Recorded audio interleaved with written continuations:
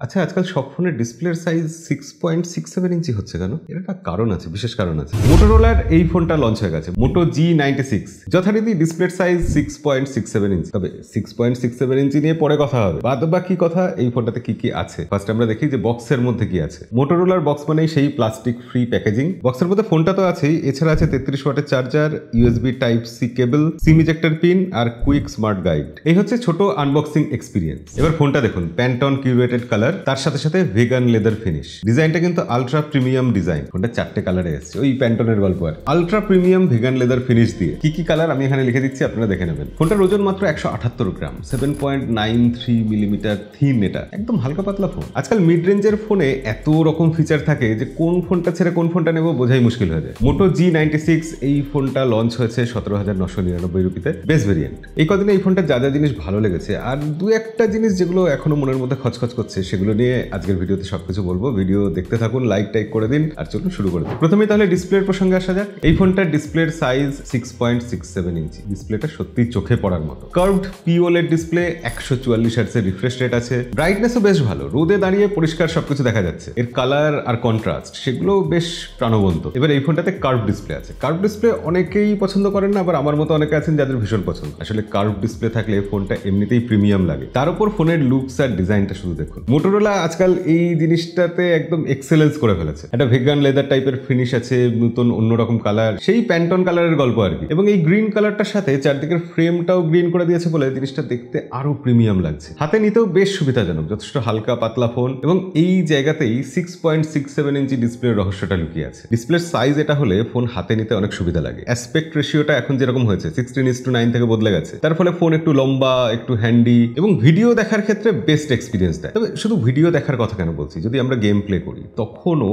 Game play করার জন্য এই সাইজের ডিসপ্লেটা আমার মনে হয় একদম পারফেক্ট। এরপর মাল্টিটাস্কিং এর ব্যাপার আসে, আমরা কোনো কিছু পড়ছি যে ব্যাপারগুলো, সেইগুলোও কিন্তু এই ডিসপ্লেকে কমপ্লিমেন্ট করে। মোদ্দা কথা, এই ডিসপ্লেটা এবং 6.67 ইঞ্চি ডিসপ্লে সেটা ভিজুয়ালি ইমার্সিভ এক্সপিরিয়েন্স দেয়। আরো দুটো গোপন খবর বলে রাখি, এই সাইজের ডিসপ্লে হলে না ফোনের মধ্যে আরো বড় ব্যাটারি দেওয়া যায়। এছাড়া যারা ডিসপ্লে তৈরি করে সেই কোম্পানিগুলো এই ডিসপ্লে বাল্কে তৈরি করে, তাহলে ফোন তৈরি করার খরচাটাও অনেকটা কমে যায়। আর মোটোরোলার ডিসপ্লে মানে আপনারা জানেন সেই স্পেশাল ডিসপ্লে, POLED ডিসপ্লে, যেটা অ্যামোলেড ডিসপ্লের ভাই। এই ডিসপ্লের ব্রাইটনেস 1600 নিটস, ডিসপ্লের প্রোটেকশনও আছে এবং কর্নিং এরই protection, Gorilla glass 5, 10 bit colour, 100% DCI-IP3 colour gamut, মানে যা কিছু চাইবেন সবকিছুই এই ডিসপ্লেতে আছে। তার কারণ হলো এখানে display colour boost technology use করা হয়েছে, এমনকি SGS আই প্রোটেকশনও আছে। তবে যে জিনিসটা আমার মনে হয় রিয়েল লাইফে কাজে লাগবে, যেটা সব থেকে ইম্পর্টেন্ট, স্মার্ট ওয়াটার টাচ 2.0, অর্থাৎ ভেজা হাত দিয়ে এই ফোনটা ইচ্ছে মতো চালানো যাবে, কোনো অসুবিধা হবে না। ইন ডিসপ্লে ফিঙ্গারপ্রিন্ট সেন্সর আছে, সেটাও ভেজা হাতে আমরা আনলক করে দেখেছি, খুব ভালোভাবে হচ্ছে। আর এই সাহস করে ভেজা ফোন ইউজ করছি কেন? কারণ একটা IP68 রেটিং আছে। এখন কথা হচ্ছে মোটোরোলার ফোনের এত প্রশংসা হয় কেন? শুধু এই প্যান্টন কালার, ভালো ডিজাইন, প্রিমিয়াম দেখতে, কার্ভ ডিসপ্লে, 144 হার্টজ, এই কারণে না? মোটোরোলার ফোন আজকাল এত বিক্রি হচ্ছে, এত রেকমেন্ড করছে সবাই, তার অন্যতম বড় কারণ মোটোরোলার ফোনগুলো আসলে অলরাউন্ডার ফোন হচ্ছে এবং বাজেট অনুযায়ী একেবারে পয়সা উসুল। যেমন এই মিড বাজেটের ফোনটাই ধরুন না, 50 মেগাপিক্সেল মেন ক্যামেরা আছে, আর এই 50 মেগাপিক্সেলের যে সেন্সারটা, সেই সেন্সারটা কিন্তু সনি লাইটিয়া 700। এবার বুঝতেই পাচ্ছেন যে মিড বাজেটে একদম ফ্ল্যাগশিপ ক্যামেরা ইউজ করা হয়েছে। একদম পরিষ্কার ছবি আসে, ডিটেলসও খুব ভালোভাবে পাওয়া যায়। আসলে এই ফোনে অপটিক্যাল ইমেজ স্টেবিলাইজেশন আছে। ভিডিওর ক্ষেত্রে সেটা তো কাজে লাগেই, কিন্তু লো লাইট ফটোগ্রাফির ক্ষেত্রে অপটিক্যাল ইমেজ স্টেবিলাইজেশন ভীষণই জরুরি। লো লাইটেও আমরা ছবি তুলেছি, ছবির কোয়ালিটি দেখুন যথেষ্ট ভালো, তবে লো লাইটে শার্পনেস কিন্তু আরো ভালো হতে পারতো। এছাড়া আলট্রা ওয়াইড অ্যাঙ্গেল লেন্স 8 মেগাপিক্সেলের আছে। সাধারণত বাজেট সেগমেন্টে দেখা যায় যে ভালো মেন ক্যামেরা হলে আলট্রা ওয়াইড অ্যাঙ্গেল লেন্স গায়েব হয়ে যায়। সেটা যদিও বা থাকে তাহলে ম্যাক্রো লেন্স হয়ে যায় 2 মেগাপিক্সেলের। কিন্তু মোটোরোলা বরাবর এই কাজটা খুব ভালোভাবে করে যে আলট্রা ওয়াইড অ্যাঙ্গেল লেন্সের মধ্যে ম্যাক্রো লেন্স দিয়ে দেয়। এখানে আলট্রা ওয়াইড অ্যাঙ্গেল লেন্সে তোলা বেশ কিছু ছবি, আর সাথে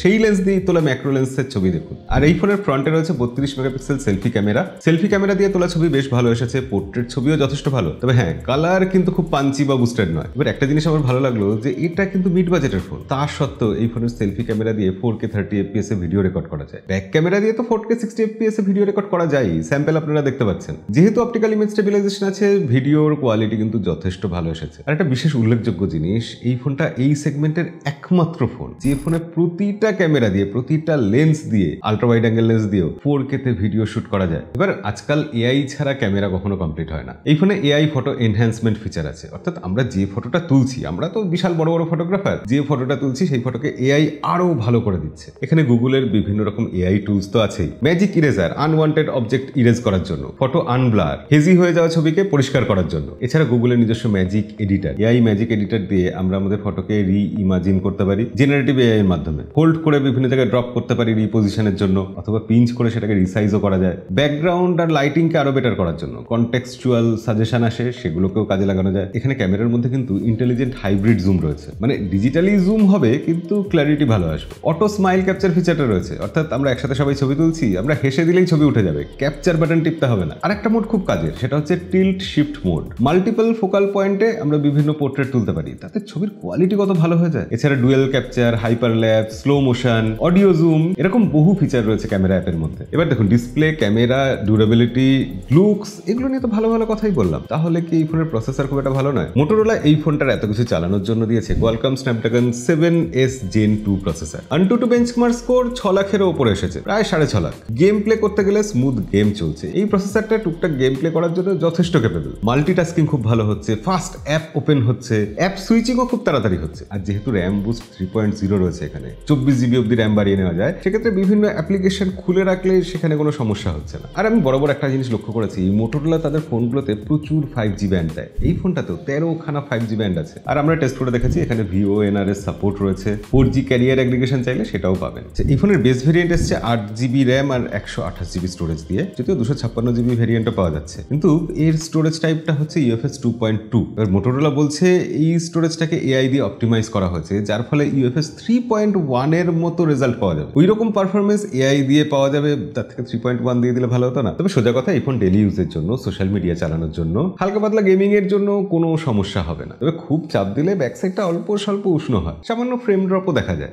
তবে প্রসেসরের বাইরেও মোটোরোলা একটা জিনিস খুব ভালো করছে আজকাল, তাদের স্মার্ট কানেক্ট যে ফিচারটা দিচ্ছে সেটা খুব কাজে লাগছে। ক্রস ডিভাইস সার্চ করতে সুবিধা হচ্ছে, যেমন টিভির সাথে, পিসির সাথে এই ল্যাপটপটাকে কানেক্ট করে নেওয়া যাচ্ছে সহজে। এতক্ষণ এত কিছু বললাম, অথচ ব্যাটারির ব্যাপারে বলা হয়নি না। এখানে কিন্তু 5500 mAh ব্যাটারি আছে, আর বক্সে যেরকম দেখলেন 33 ওয়াটের ফাস্ট চার্জার রয়েছে। এবার আজকাল আমাদের খুব ফাস্ট চার্জিং এর অভ্যাস, তাই এটা একটু ধীরে চার্জ হচ্ছে মনে হয়, তবে আমার মনে হয় 33 ওয়াটের ফাস্ট চার্জিং ডিসেন্ট। ব্যাটারি দীর্ঘদিন ভালো থাকবে, ফোন তাড়াতাড়ি চার্জ হয়ে যাবে। আর 5500 mAh ব্যাটারি এখানে যেরকম অপটিমাইজ করা আছে, একদিন তো হেসে খেলে চলে যায়। তবে কিছু ছোটখাটো ব্যাপার আছে, যেমন স্টিরিও স্পিকার আছে এখানে, এছাড়া ডলবি অ্যাটমসের সাপোর্টও রয়েছে। এর সাথে রয়েছে হাই রেস অডিও, তার সাথে সাথে রয়েছে মোটো স্পেশাল সাউন্ড কোয়ালিটি কিন্তু বেশ ভালো। এবার শেষে যে ব্যাপারটা বলতেই হয় যে মোটোরোলার ইউআই, এখানে হ্যালো ইউআই আছে অ্যান্ড্রয়েড 15 এর উপর, কিন্তু মোটোরোলা যেরকম ক্লিন ইউআই দেয়, সামান্য কিছু দু একটা ব্লোটওয়্যার আছে, তবে তার সাথে সাথে আছে থিঙ্ক শিল্ডের প্রোটেকশন। মোটোরোলার ফোন মানে আমি এটা বলি সবসময় যে অনেকটাই নিশ্চিন্তে চালানো যায়, সিকিউরিটির ব্যাপারে, সেফটির ব্যাপারে চিন্তা করতে হয় না। এছাড়া মোটো সিকিউর অ্যাপটা তো রয়েছে,